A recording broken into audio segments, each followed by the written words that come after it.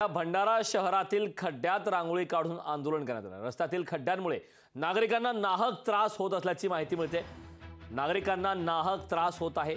नगर परिषदेकडे निवेदन देऊन ही दुर्लक्ष करण्यात येत आहे। नागरिकांचा जीव गेल्यावर प्रशासन जागा होईल का? नागरिकांनी हा सवाल उपस्थित केला।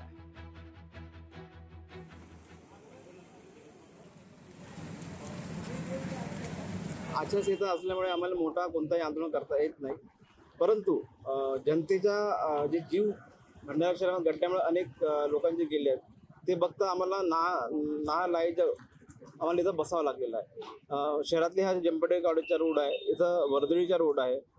अनेक वर्षापासून इथं रोड बनते, रोडात खड्डे पडतात, परंतु कोणत्याही विभाग चौकशी करत नाही। याच्यामध्ये मुख्याधिकारी नगर परिषद भंडारा आणि जिल्हाधिकारी कार्यालय हे दोघेही कार्यालय कधीही या रोडाच्या विषयी लक्ष देत नाही।